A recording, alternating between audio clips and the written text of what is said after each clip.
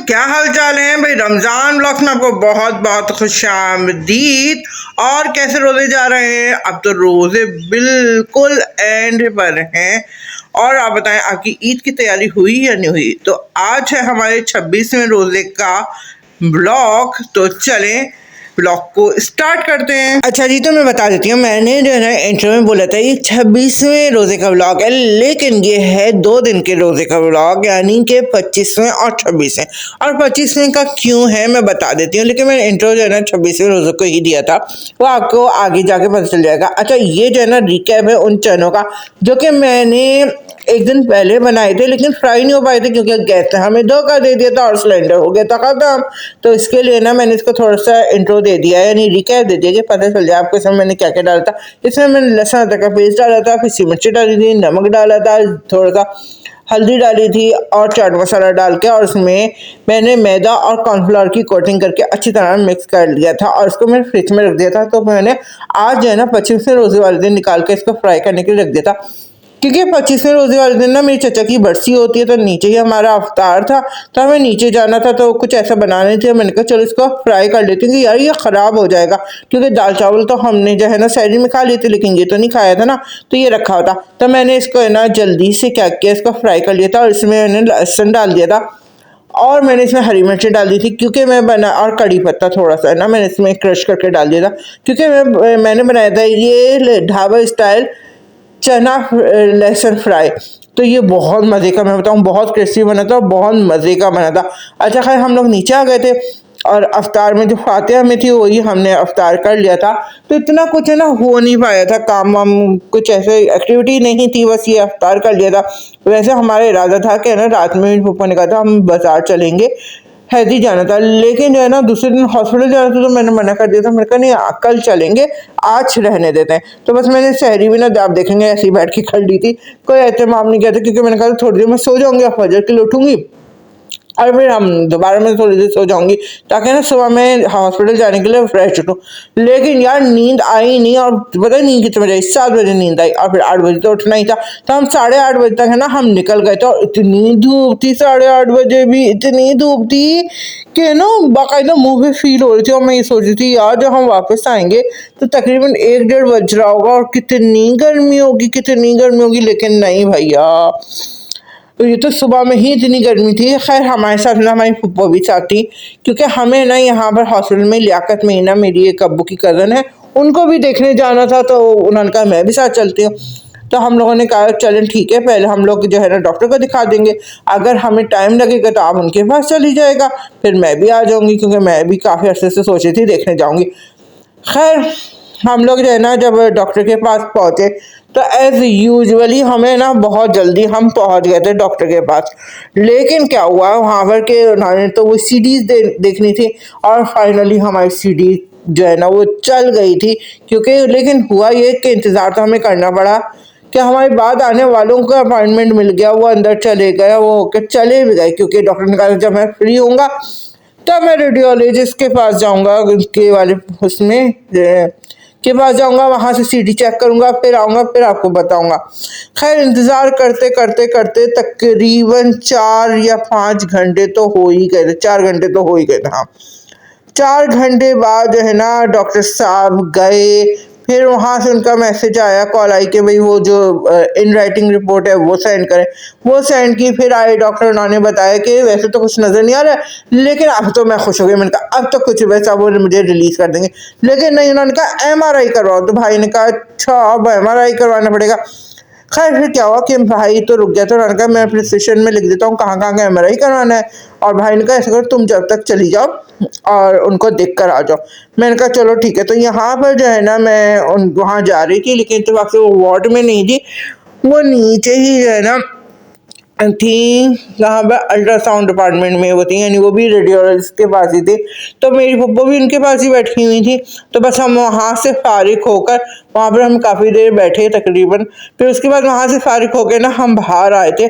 बाहर आए तो पता चला अल्लाह मियाँ इतनी गर्मी कि भाई मैंने कहा यार ये तो वाकई में बहुत गर्मी है। और रोज़ा है ना, थोड़ा थोड़ा रोज़ा लगा था, मुझे इतनी प्यास लगी थी कि मैं बता ही नहीं सकती, बहुत ज़्यादा गर्मी थी। खैर फिर जब हमें वापस आना था ना, तो हमारा डिसाइड ये था कि मैं और भाई तो घर ही आएंगे, और जो पप्पा है ना उनको हम बीच स्टॉप पे कहीं छोड़ देंगे, तो वो वहाँ से अपने घर चले आएंगी, क्योंकि हमारे घर से उनका घर काफ़ी दूर है और लियाकत से खैर उनको जाना था। तो हमने ये सोचा था कि हम बीच में उनको कहीं पे भी है ना ड्रॉप कर देंगे। लेकिन आपको पता है क्या हुआ? जब हम लोग है ना गाड़ी में उनको ड्रॉप करने के लिए एक स्टॉप पे पहुंचे, तो वो कही थी तुम लोग यहाँ पर छोड़ के चले जाओ। लेकिन भाई ने कहा मैं तो ऐसा नहीं आपको छोड़ूंगा, जब तक आप बस में बैठ नहीं जाएंगी, आपकी कन्वेंस मिल नहीं जाएगी, मैं आपको नहीं छोड़ूंगा। और हम लोग है ना बैठ के इंतजार करते रहे उनकी कन्वेंस का कि वो आ जाए आ जाए आ जाए। अब वो उनकी जो बस थी वो इतनी तेजी में आई कि वो आगे निकल गई।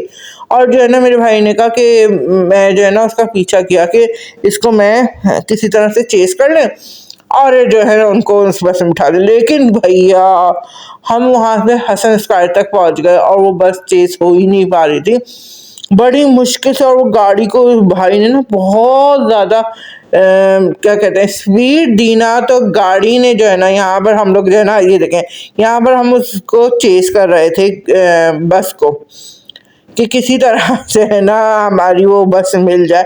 लेकिन इधर भाई पूरी कोशिश करता है, लेकिन एक तो ट्रैफिक कितना जैम, और वो जो हसन स्क्वायर की रोड है वो इतनी पतली कर दी है, इतनी पतली कर दी है कि वो जगह ही नहीं मिल रही थी। और आगे आगे हमारी जो है ना गाड़ी हो गई थी खराब। तकरीबन इतनी देर हम यहाँ खड़े रहे, फिर ये बेचारे आए थे और नहीं भाई को लेकर गए, और भाई को ले जाने के बाद उन्होंने पेट्रोल भरवा के दिया। और भाई इधर ना इनको पैसे देने की कोशिश कर रहा था, लेकिन उन्होंने नहीं लिए गए। और हमने बहुत दुआएं दी, यकीन करें इस वक्त तक हमें तकरीबन 1 घंटा हो चुका था स्टक हुए। और मेरी हालत यहाँ पर आप देखें बहुत बुरी थी। खैर मैंने यहाँ पर ब्लॉग नहीं बनाया था, क्योंकि हम ऐसी जगह खड़े थे, मैंने कहा था कि भाई मेरी मोबाइल ना चला जाए, तो भाई ने कहा था मोबाइल अंदर रखो। लेकिन ये मैंने क्लिप थोड़ा सा ले लिया था ताकि आप लोगों को बता सकूं कि इससे पहले हम इतनी देर खड़े रहे, लेकिन क्या हुआ कि कोई आ ही नहीं। मैं सोच रही यार कराची में तो मशहूर है कि भाई कोई गाड़ी खराब हो कोई ना कोई आ जाता है, और अल्लाह के फरिश्ते ये आ गए थे, क्योंकि हमने बहुत दुआएं कर रहे थे, बहुत ज़्यादा दुआएं कर रहे थे, ये आ गए थे। फिर उसके बाद भी क्या हुआ, हमारी गाड़ी में कुछ और ही मसला था। फिर मैकेनिक को बुलाया, मैकेनिक ने भी जो है ना वो तकरीबन 1000 रुपये लिए, लेकिन उसने स्टार्ट कर दी थी बड़ी मुश्किलों से। खैर हम घर पहुंचे, तकरीबन हम 3 घंटे गाड़ी में स्टक रहे और मेरा बुरा हाल हो गया था। घर आके तो मैं ऐसा सोई हूँ कि मेरी बहन ने ना मुझे झंझोड़ के उठाया कि उठ जाओ भाई, रोज़ा खुल गया, रोज़ा खुल गया। इस वक्त बस मैं किस तरह से ये वीडियो भी बना रही हूँ ना, मैं जानती हूँ मेरी बिल्कुल हिम्मत नहीं थी। मेरी बहन ने एहतमाम कर दिया था कि उसने फ्राइज बना लिए थे, और उसने बना लिया था ये चिकन सैंडविचेस बना लिए थे, क्योंकि और ये शरबत वगैरह, बस यही था, क्योंकि बेचारी वो ही अकेली लगी थी। मेरी तो बिल्कुल हालत नहीं थी। लेकिन हमने भाई एसी चला लिया आज, इतनी गर्मी थी ना कि कमरे भी गर्म हो रहे थे, जाहिर सी बात है। तो फिर मैंने कहा भाई एसी चलाओ, मुझे सोना है, क्योंकि इतना बुरा हाल, मुझे लग रहा था कि मेरा ये तो बीपी हाई हो रहा है, लो हो रहा है, शुगर हो रही, क्या हो रही है, अल्लाह जाने क्या मसला था कि मैं बहुत, उसके बाद भी अफ्तार करने के बाद भी मैं बेखबर सो गई कि मैंने कहा मुझसे नहीं उठा जा रहा, क्योंकि हमें आज लाजमी जाना था बाज़ार। तो आज भी मैंने ना नहीं गई। मैंने कहा मेरी बहन से कि तुम चली जाओ पप्पा के साथ हैदरी, और जो मेरा सामान है, क्योंकि मुझे हिजाब और नकाब चाहिए था, तो वो तुम ले आना, मैं तो भाई सो रही हूँ। तो बस मैं फिर सो गई, यानी मैं इतना सोई हूँ कि आपकी सोच है। फिर खैर सहरी के टाइम में मुझे फिर उठाया गया कि आप सहरी तो कर लो। इतनी मुश्किल से मैंने नमाजें पढ़ी थी, इतनी मुश्किल से, बस यहाँ पर भी मैं सहरी ना ऐसा लग रहा था मुंह में जाने के लिए कहीं और जा रहा है। लेकिन आपकी बहन ने वीडियो बनाना नहीं छोड़ी। मैं वीडियो किस तरह से मैं आपको बता नहीं सकती। मैं 2 दिन तक ऐसे ही, मेरा भी यही हाल हो रहा है कि मेरा तो चल बस मैं करूँ सो जाऊँ, इतनी मेरी बुरी हालत हो गई है। एक तो डिप्रेशन अलग हो रहा है, क्योंकि यार एक चीज़ से छुटकारा मिल ही नहीं रहा है, ऊपर से ये हाल हो गया। तो भैया अल्लाह ही जाने क्या हुआ। फिर बड़ी मुश्किल से है ना बस सहरी की, उसके बाद नमाज का टाइम होने लगा, इंतज़ार किया, नमाज पढ़ी है और मैं फिर सो गई। तो बस ये थे मेरे 2 दिन का व्लॉग। अब मुझे पता कोई इतनी खास चीज़ें नहीं हुई है, लेकिन फिर भी अच्छा लगा तो लाइक सब्सक्राइब शेयर जरूर कीजिएगा। मिलते हैं नेक्स्ट व्लॉग में। अल्लाह हाफिज़।